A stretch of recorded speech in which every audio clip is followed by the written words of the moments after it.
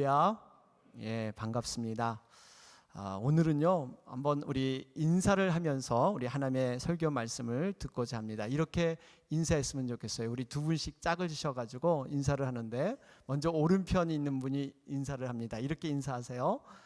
당신의 얼굴을 보니 성령이 충만합니다. 한번 오른편 있는 분 한번 해보세요.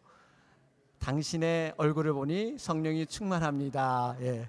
그러면 이제 그 왼편에 있는 분이 대답을 합니다. 나를 알아보는 당신도 마찬가지입니다. 예. 예. 예. 아유, 너무 좋습니다. 이렇게 서로 축복해주고, 여러분 성령 충만한 거 참 우리가 서로 나누니까 너무 좋아요. 예전에 이런 인사를 이렇게 당신의 얼굴이 보니 성령이 충만합니다, 이런 인사를 드렸더니 상대방께서 이런 얘기를 하세요. 이제서야 제대로 사람 볼 줄 아시네요. 예. 어쨌든 간에요, 우리가 늘 모이면 여러분들이 좀 기쁨을 나누고 서로 축복해주고 격려해주는 정말 이러한 복된 주일이 되시기를 바랍니다. 오늘은 여러분 매월 둘째 주에 있는 우리 전도 선교 주일입니다. 우리 잠깐 영상을 보셨지만 타이타닉 영화를 아마 여러분들 한 번 이상은 아마 보셨으리라 생각을 합니다. 1912년이죠. 영국에서 만든 이 타이타닉호 46,000톤이 되었습니다. 그 당시 굉장히 각 나라마다 좋은 배, 정말 빠른 배를 만들기 위해서 부단히 애썼는데 영국에서 이 배를 만들었어요. 무려 2,223명의 승객을 태우고 빠른 속도로 어떻게든지 대상을 건너서 뉴욕에 도착하는 이러한 항해 일정을 갖고 있었습니다. 최단시간에 도착하고 싶어서 무리하게 계획을 짰는데 그만 출항한 지 4일 만에 이 빙하에 부딪힘으로 말미암아 두 도각이 났던 그러한 배가 바로 이 타이타닉호입니다. 1,520명이 모두 이 물에 잠기는 그런 엄청난 사고가 났다 하는 것으로 우리가 알고 있습니다. 여러분 화면을 통해서 아시겠지만 이 타이타닉 이 영화는 굉장히 우리에게 진한 감동을 남기고 있죠. 특별히 예기치 않은 그 죽음 앞에서 의연하게 대처하는 사람들의 모습, 여기 선장도 나오고 또 사랑하는 사람을 위해서 애쓰는 모습도 나오고 여러 장면이 나오는데, 사실 이 사건이 실화를 바탕으로 해서 영화를 이렇게 구성한 것이지만 많은 부분 각색된 것이 많이 있다고 하죠. 그런데 그 실화, 진정한 실화를 그대로 옮긴 것이 바로 이 악사들이에요. 이 악사들만큼은 그대로 그 실화를 살려서 그대로 인용했다고 합니다. 그 중에 이 악사의 악단 단장인 이 웰리스 하틸이라는 이분, 그 당시 나이가 여러분 한 34살 정도 되었죠. 굉장히 젊은 나이였습니다. 어려서부터 영국에서 자라면서 바이올린의 소질이 있어서 많은 음악 연주회를 하고 어린 나이에 악장이 되었습니다. 그런데 그에게는 뜨거운 마음에 복음에 대한 마음이 있었습니다. 예수님의 그 사랑을 전하고자 하는 그런 마음이 항상 자리에 있었어요. 그래서 사실 이 배에 승선하게 된 것도 악장으로 승선했지만 그가 복음을 전하기 위해서 이 배에 올랐다, 그렇게 얘기하고 있습니다. 그런데 이러한 그 신앙생활의 모습에서 참 우리가 눈여겨볼 것은 이분이 그 죽음의 모든 상황 앞에서 사람들은 이 아비규환이죠, 아수라장이 됐습니다.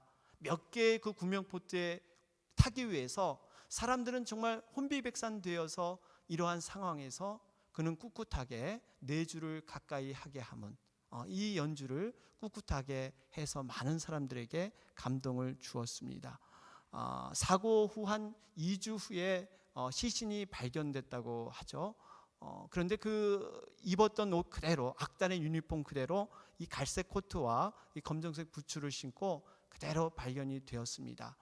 살았던 그 증인에 의하면 물이 완전히 이 웰리스를 덮칠 그 시간까지 계속해서 연주를 했다 하는 그러한 증언을 하고 있습니다.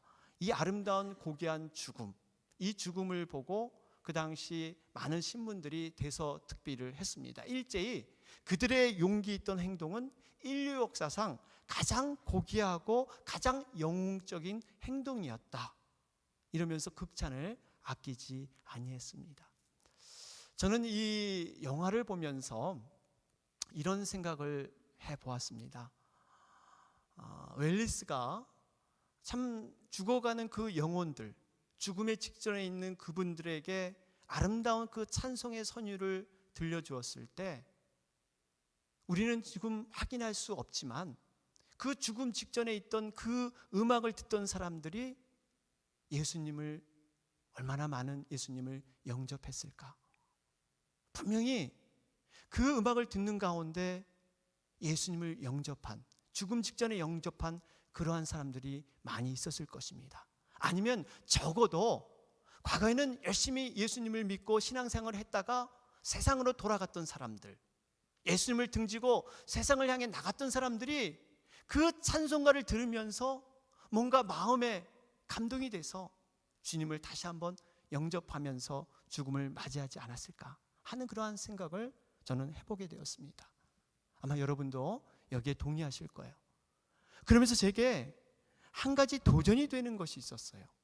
그것이 뭐냐면, 만약 내가 그 웰리스와 같은 그 자리에 있었다면, 전혀 예기치 않은 그러한 죽음의 그 사고 현장에서 내 자신이 거기에 있었다면 나는 어떻게 행동했을까? 여러분, 이 사고라는 게 남 얘기가 아니잖아요. 우리에게도 얼마든지 이런 상황이 올 수가 있습니다. 우리에게 얼마든지 이러한 어려움이 빚어질 수 있어요. 그러면 과연 우리는 거기에서 어떠한 모습으로 어떤 행동을 취했을까? 예수 믿는 우리들, 구원받았던 우리들이 진정으로 그 아수라장되는 그러한 상황에서 과연 어떠한 행동으로, 어떤 모습으로 거기에 서 있을까 하는 그러한 생각을 해보게 되었습니다. 여러분은 어떠세요? 믿음이라는 것은 어떻게 보면요, 평상시에는 잘 몰라요. 얼마든지 포장하고 얼마든지 꾸며서 우리가 믿음의 생활들을 하지만, 내가 할 수 없는 그 상황, 나의 모든 것이 한계 상황으로 왔을 때 비로소 진정한 믿음의 능력이 나타난다는 사실입니다. 오늘 본문에서도요, 죽음 앞에서 끝까지 이렇게 찬송을 연주하면서 한 영혼이라도 하나님께 인도하려는 이 웰리스처럼 죽음의 현장에서 의연한 모습으로 영혼들을 건지시는 한 분이 소개되고 있습니다. 그분이 누구입니까? 바로 예수 그리스도, 예수님이세요. 예수님께서는 골고다 언덕에 그 십자가에 못 박히셨습니다. 그런데 그곳에는 예수님의 십자가 하나만 있는 것이 아니라 3개의 십자가가 있었어요. 양편의 강도들의 그 십자가, 왼편 오른편, 그 3개의 십자가가 그곳에 있었습니다. 우리가 왜 예수님의 십자가는 이렇게 3개, 하나가 아닌, 예수님 한 분의 그 십자가면 구원이면 충분한데 왜 3개의 십자가가 있었을까? 우리는 한 번쯤 생각해 볼 필요가 있습니다. 우리 주변에도 이 3개의 십자가, 여러분 상징적인 그 네이버후드 처치가 있죠. 이 캐스로밸리 블루바드에 있는 이 네이버후드 처치. 요즘은 이 네이버후드 처치가 그 이름을 좀 바꿔서 Three Crosses, 이 3개의 십자가, 뭐 이렇게 많이들 스스로 이렇게 명명을 합니다. 3개의 십자가는 의미가 있기 때문에 그렇게 명명을 하는 거죠. 왜 예수님께서는 이렇게 3개의 십자가가 필요하셨을까? 이 질문을 했더니 어떤 또 이 연세 드신 권사님이 이런 얘기를 하세요.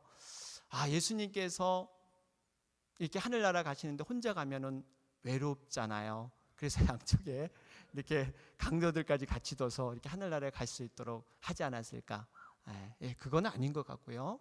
분명히 하나님의 뜻이 있을 거예요. 이건 우연이 아닙니다.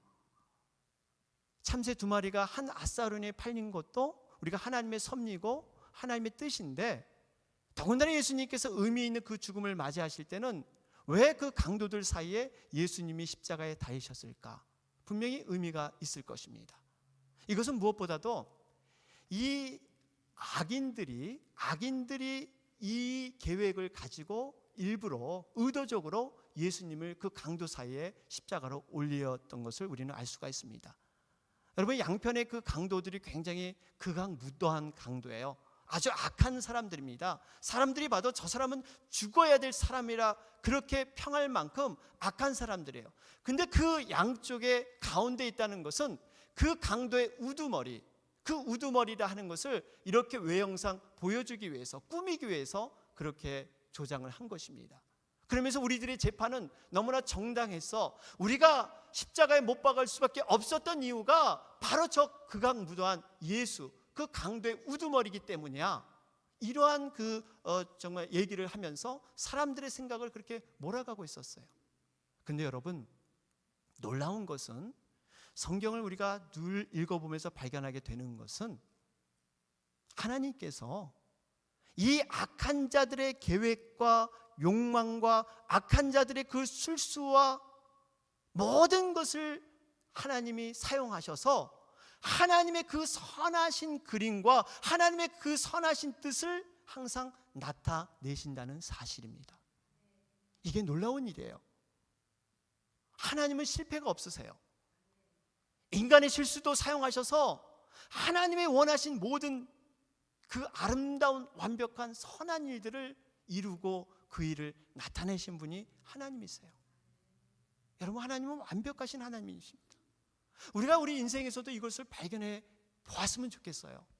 여러분, 우리 인생이 때로는 단면을 보면 낭망되고 절망되고 내가 실패한 것 같지만 하나님의 큰 그림 안에서 보게 되면 그것이 하나님의 깊은 섭리고 하나님의 깊은 선한 뜻이었다는 것을 여러분 발견해야 될 줄로 믿습니다. 이것이 하나님의 큰 원칙이에요. 그렇기 때문에 우리가 낭떠러지와 같은 그러한 곳에서도 하나님은 능히 하늘로 비상하게 하시는 분이십니다. 우리가 포기하고 절망할지라도 그 상황을 바꿔서 하나님의 선하신 뜻을 이루시는 그 하나님이 바로 우리의 아버지이신 것을 여러분 믿으시기 바랍니다. 우리가 그러한 것을 좀 바라볼 필요가 있습니다. 그러면서 하나님 편에서 우리가 생각해 볼 때 좀 더 하나님의 그 아들인 그 예수님이 죽으실 때 이 죽음만큼은 좀 더 고상하고 뭔가 좀 특별하게 이렇게 죽게 하셨으면 좋으련만 예수님이 태어나기 시작하신 그 시간부터 이 베들레헴의 말구일간에 태어나셔서 죽는 그 순간까지 어떻게 악인들의 그 사이에서 죽게 하셨을까? 우리는 그것을 생각해 보면서 거기에는 분명히 하나님의 뜻이 있고 하나님의 마음이 거기에 담겨 있다는 것을 우리가 발견해 볼 수가 있습니다. 여러분, 우리 다른 복음서에 보면 이 지금 누가복음을 읽었지만 다른 복음서에 보면 이 양쪽에 있는 사람들을 강도다 이렇게 칭하고 있습니다. 그런데 유독히 오늘 읽은 이 누가복음 본문에만 어떻게 기록되어 있냐면 오늘 39절 보니까요, 달린 행악자 중 하나는 행악자다 이렇게 기록이 되어 있습니다. 여러분, 행악자의 뜻이 어떤 의미가 있습니까? 악한 행동을 해서 죄를 지은 사람, 다시 말하면 죄인이라는 거예요. 그러니까 다른 복음서에는 강도로 기록되어 있는데 누가복음만큼은 죄인으로 기록이 되어 있습니다. 그러니까 예수님께서 강도들 사이에 있는 것이 아니라 죄인들 그 사이에 지금 서 계시다 하는 것으로 우리가 그 뜻을 받아볼 수가 있어요. 여러분, 강도가 무엇입니까? 강도는 어떠한 악한 행동을 외적으로 드러나는 그러한 사람을 강도예요. 그 강도의 그 형태를 보고 우리가 악한 행동이다 이렇게 보지 않습니까?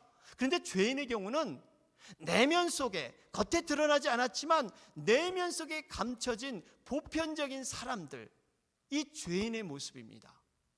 어떻게 보면 우리들도 다 죄인이잖아요. 우리들도 하나님 앞에 의인이 없습니다. 다 죄인이에요. 그렇기 때문에 예수님께서는 지금 이 말씀은 단순히 강도, 나와는 상관없는 사람들 사이에 예수님이 서 계신 것이 아니라 바로 죄인인 나, 우리 중에 그 예수님이 십자가에 서 계신 줄 믿습니다. 예수님의 생애는요, 철저하게 죄인들과 더불어 죄인을 구원하기 위해서 이 땅에 오신 삶이셨습니다. 하늘 보좌를 버리시고 낮고 낮게 이 땅에 오신 이유가 죄인 하나를 구원하기 위해서. 그래서 늘상 예수님의 삶을 보면 병든 자, 세리와 창기들, 죄인들, 이런 사람들과 어울리면서 함께 먹고 마시는, 이것이 예수님의 일상의 삶이셨습니다. 오죽했으면 누가복음 5장에 보니까 바리새인과 서기관들이 예수님께 질문을 합니다. 왜 당신은 죄인들과 함께 먹고 마시며 왜 어울리기를 좋아합니까? 여기 좋은 사람도 많고 훌륭한 사람도 많은데 왜 죄인들과 당신은 먹고 마시며 어울리기 좋아합니까? 그럴 때 예수님의 대답이 무엇입니까? 건강한 자에게는 의원이 필요 없다. 병든 자에게 의원이 필요하듯이 나는 의인을 부르러 온 것이 아니라 죄인을 부르러 이 땅에 왔다. 그렇습니다. 예수님의 모든 이 땅의 사역은요, 죄인들을 위한 사역이었습니다. 예수님의 모든 관심과 모든 사랑과 모든 애정은 바로 죄인, 이 죄인에게 모든 마음이 가 있었던 거예요. 이 마음이 여러분 곧 하나님의 마음인 줄 믿습니다. 하나님의 마음이 지금 그 마음이 있기 때문에 하나님의 아들인 그 예수님이 죽는 그 순간까지도 죄인 하나를 살리는 그 일에 쓰임받기 위해서, 죽는 그 순간까지도 죄인 하나를 건지기 위해서 예수님은 지금 죄인들 사이에 그렇게 계시는 거예요. 누가복음 15장에 보면 우리가 잘 아는 탕자의 비유, 여러분 둘째 아들이 아버지 분깃을 챙겨 먼 나라로 갔습니다. 지금까지 같이 지냈던 첫째 아들, 그 형은 아우에 대해서 관심이 별로 없었어요. 오히려 이 둘째 아들 탕자가 돌아왔을 때 아버지 환대에 대해서, 아버지의 그 기쁨의 축제에 대해서 불평하면서 불만하는 것이 바로 이 첫째 아들의 모습이었습니다. 그러나 이 아버지는 달랐습니다. 둘째 아들이 이제나 저제나 들어올까 봐 마을 어귀에 서성거리면서 노심초사 늘 둘째 아들을 기다렸던 것이 이 아버지예요. 이 아들이 돌아왔을 때 얼싸 끼어안고 기쁨으로 맞이하면서 모든 것을 회복시키면서 잔치를 벌였잖아요. 죽었다가 살아난 내 아들이다, 그렇게 여길 만큼 기쁨이 있었어요.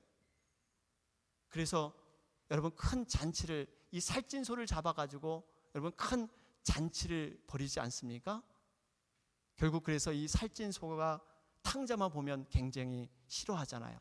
아직까지도 괜히 탕자가 안 돌아왔으면 잔치가 안 벌어졌을 것이고, 잔치가 안 벌어졌으면 나는 죽지 않았을 텐데, 이 살찐소가 탕자를 원망하고 있잖아요. 어쨌든 간에 여러분 여기 15장을 보면요, 이 15장의 깊은 묵상을 들어가 보면 이런 메시지가 있습니다. 둘째 아들이 아버지를 등지고 속상해서 돌아왔지만 그는 회개할 줄 아는 아들이었습니다.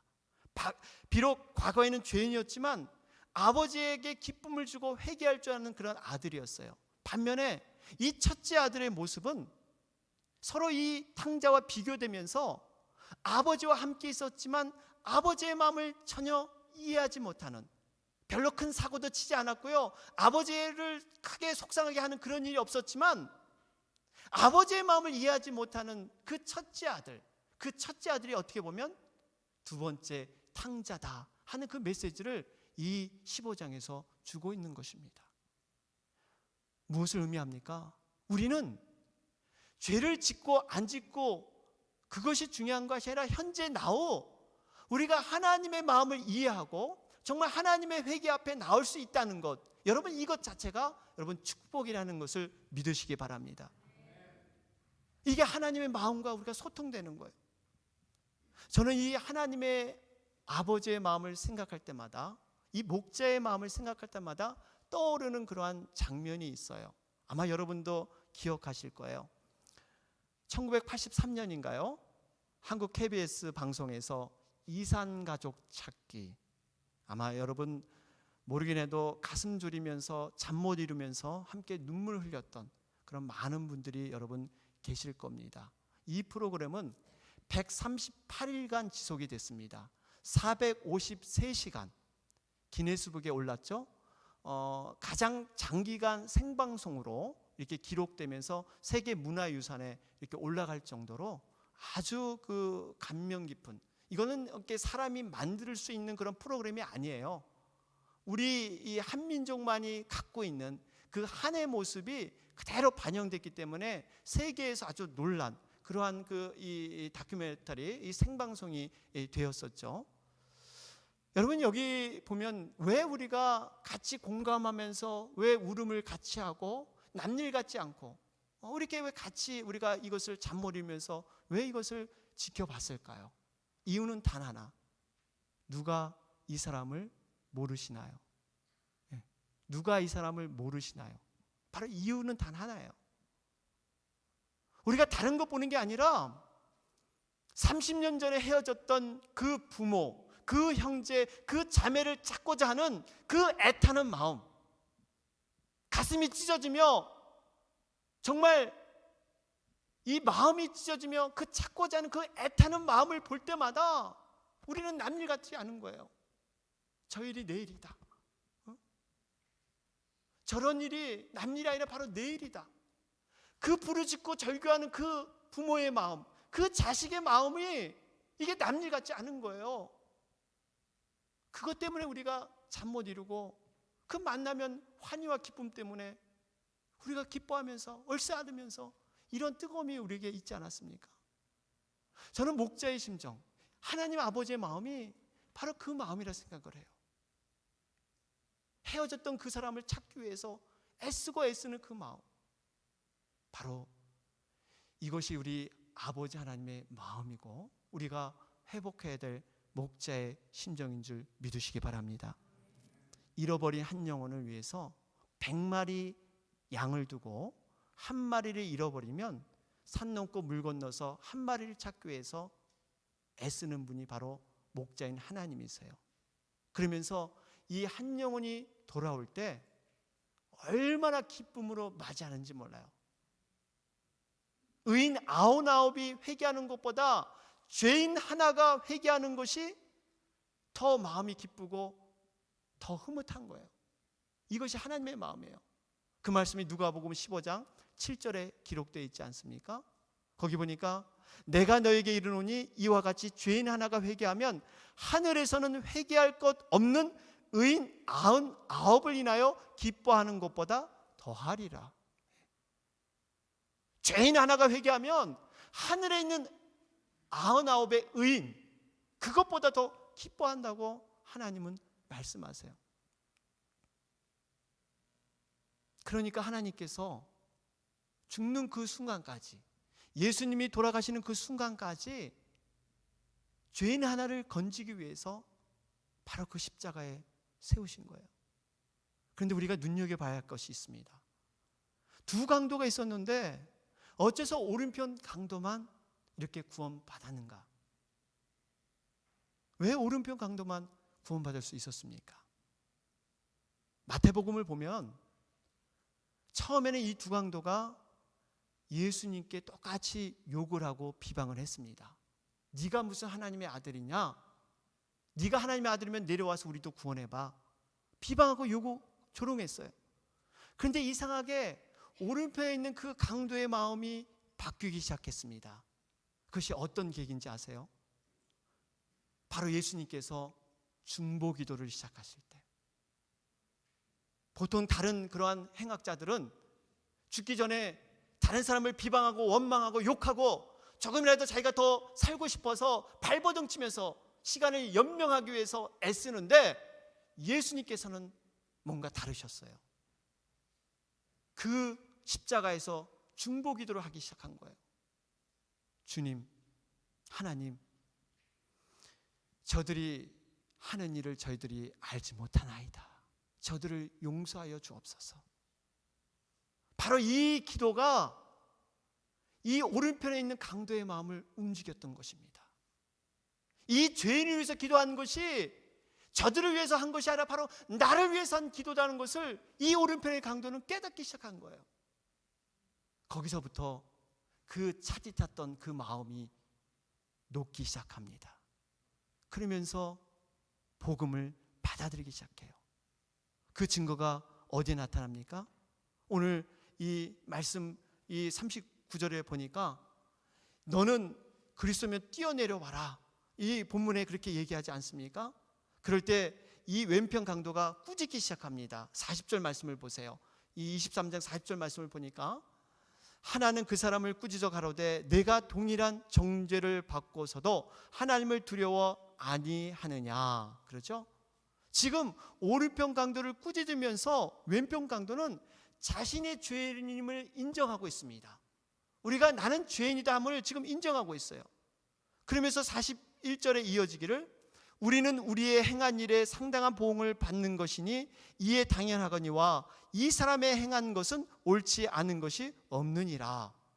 예수님은 분명히 죄가 없으시다는 것을 그는 신앙의 고백을 하고 있어요. 지금 오른편의 강도는 짧은 시간이지만 나는 죄인이고 당신은 죄인이 아닌 하나님의 아들입니다 하는 그 신앙 고백이 이 십자가에서 지금 이루어지고 있고 있다는 사실입니다. 여러분, 우리가 이것을 보면서 중보 기도의 능력은 이만큼 능력이 있는 줄 믿으시기 바랍니다. 기도는 능력이 있습니다. 아무리 약한 사람이라도 죽음 앞에 거하는 사람일지라도 기도하면 그 마음이 무너진다는 사실입니다. 우리가 이 사실을 통해서 붙잡아야 할 것은요, 사람이 생각하는 판단, 사람이 생각하는 때, 이것이 다 소용없다는 거예요. 오직 때와 방법은 하나님의 주권 아래 있고 하나님의 그러한 모든 속가심에 있다는 사실입니다. 내 때와 내 방법이 아니에요. 철저히 하나님의 때와 하나님의 방법으로 전도는 일어나게 된다는 사실입니다. 여러분, 한번 생각해 보십시오. 사람이 생각하기에, 우리가 생각하기에 지금 상황을 보면 예수님이 전도할 때가 아니에요. 지금 예수님이 죄인인 강도나 예수님이나 똑같이 십자가에 매달려 있는 상황입니다. 그렇다고 과거에 예수님이 어떠한 하나님의 아들로서 능력과 기적과 표적을 보이셔서 어떠한 것을 나타낼 그러한 형편이 아니세요. 너나 나나 지금 똑같이 죽음 앞에 십자가에 달려있는 그런 불쌍한 처지입니다. 사람의 눈에는 어떻게 하나님의 아들이 저렇게 비참하게 돌아갈 수 있어? 조롱과 시기와 그 비방함이 지금 이 모든 상황에 있는 상황이에요. 그런데 예수님께서 다른 것 안 하시고 기도만 했다는 사실이에요. 너 나를 믿어라 그런 게 아니라 주여 저들의 죄를 용서하여 주옵소서. 저들이 자기가 하는 것을 알지 못하나이다. 그 기도가 놀라운 능력을 지금 발휘하고 있다는 사실이에요. 우리가 이것을 보면 여러분, 전도는요, 내가 어떠한 형편이 있기 때문에 전도하는 것이 아니에요. 내가 믿음이 있고 내가 능력이 있어서 내 형편에 맞기 때문에 전도하는 것이 아니라는 거예요. 분명히 때를 얻든지 못 얻든지 너희들은 말씀을 전파하라. 이 때와 이 방법은 여러분 하나님께 있음을 믿으시기 바랍니다. 그저 우리는 전하면 돼요. 그 책임은 하나님이 다 모든 걸 지시는 거예요. 또 하나는 여러분, 우리가 예수님을 믿게 된 것이 여러분이 작정하면서 내가 예수님이 정말 어떤 분인가 알고 싶어 결단하면서 내가 예수님의 제자가 될 거야, 나도 저렇게 믿음으로 거듭날 거야 하면서 예수 믿으신 분 계세요? 그런 분 별로 없으세요. 다들 우연한 기회에 친구가 하도 그냥 교회 가자고 하니까, 또 어떤 분은 얻어먹은 밥이 너무 많기 때문에 그저 공짜로 얻어먹는 것도 한두 번이지 그냥 거기에 끌려서 나오다 보니까 여러분 지금 이 자리에 있는 거 아니에요? 우리가 이것을 보면 어떤 형편과 때를 내가 주관해서는 안 돼요. 모든 것이 하나님의 뜻 안에서 여러분 이루어질 줄 믿습니다. 이 오른편 강도가 결국 어떠한 축복을 받습니까? 누가복음 23장 43절의 말씀입니다. 우리 다 같이 한번 읽어볼까요? 23장 43절 시작. 내가 진실로 내게 이르노니 오늘 내가 나와 함께 낙원에 있으리라. 여러분, 여기 보면 오른편 강도에게 천국이 선포되었습니다. 이 천국의 선포는 이렇게 짧은 시간에도 일어날 수 있습니다. 죽음 직전에도 일어날 수 있어요. 우리가 이 상황을 제한해서는 안 돼요. 어떻게 보면 이 오른편에 있는 이 강도는 예수님이 이 땅에서 마지막 구원한 영혼입니다. 그런데 이 마지막 구원한 영혼이 예수님과 함께 제일 먼저 천국에 가는 축복된 영혼인 줄 믿습니다. 나중된 자가 먼저 될 수 있습니다. 사랑하는 여러분, 예수님께서 잃어버린 자들은 누구일까요? 우리들은 잃어버린 자에서 제외될 수 있을까요? 아닙니다. 우리도 잃어버린 자가 될 수 있습니다. 주님의 첫사랑을, 그 뜨거움을 잊어버리고 하나님의 관계에 소홀하다면 주님께서 우리를 잃어버린 자로 여기십니다. 교회에 나와서 몸은 이곳에 앉아 있지만 말씀과 성령의 충만함을 누리지 못하고 어린아이 신앙으로 머물러 있다면 하나님은 우리를 잃어버린 자로 여기세요. 아울러 오랫동안 신앙생활을 하다가 시험에 빠지거나 실족해서 전혀 교회에 나가시지 않는 영혼들, 잃어버린 자입니다. 특별히 오른편 강도처럼 자신의 인생을 자기 멋대로 살다가 세상 것으로 즐기다가 절망의 상황에 처했던 세상에 많은 영혼들이 있습니다. 다 잃어버린 자들이에요. 예수님께서 찾으시는 바로 잃어버린 영혼들입니다. 우리가 이러한 영혼들, 그 영혼들에 대한 마음의 눈이 정말 우리가 함께 가기를 원합니다. 감사한 것은 우리에게 이러한 기회가 주어졌다는 사실입니다. 우리가 기도를 통해서 마음문을 열고 우리가 이 창립 기념 부흥 집회, 우리가 어떻게 준비하느냐에 따라서 이것이 하나님의 은혜에 담는 그릇으로 정말 축복된 그러한 축제로 우리가 만들 줄 믿습니다. 여러분이나 저나 이를 위해서 기도하며 나아가는 그러한 에덴의 성도 되시기를 주님의 이름으로 축원합니다. 아멘.